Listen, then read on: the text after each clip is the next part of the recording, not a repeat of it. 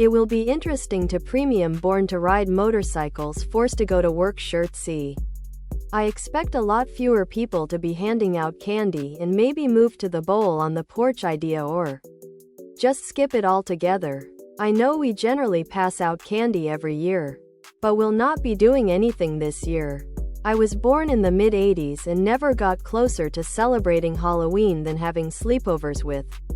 Horror movie. Premium born to ride motorcycles forced to go to work shirt, tank top, V-neck, sweatshirt, and hoodie, sweatshirt, tank top, V-neck.